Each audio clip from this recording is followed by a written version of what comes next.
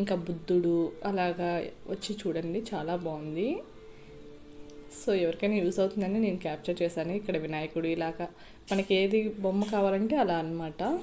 ఈలోపు నేను టైల్స్ దేనికంటే ఇవి ఫ్లోరింగ్ టైల్స్ అండి. నేను ఫ్లోరింగ్ వచ్చి వైట్ ఎంచుకున్నాను. అన్నిటికీ నేను వుడ్ టైల్సే వేయించానండి రెంట్కి. మాకు వచ్చి గ్రానైట్ వేయించుకున్నాము అప్పుడు. ఇప్పుడైతే నాకు ఆ కిందనే సింగిల్ రూమే కదా, మళ్ళీ వుడ్ టైల్స్ వద్దు, నాకు ఇలా ఏమైనా బిజినెస్ పర్పస్ ఎవరికైనా ఇచ్చినా బాగుంటుందని చెప్పి ఇలా వైట్ టైల్స్కి వెళ్ళానండి. ఇదిగోండి మీకు చూపిస్తున్నాను కదా, ఆ టైల్ సెలెక్ట్ చేసుకున్నాను నేను.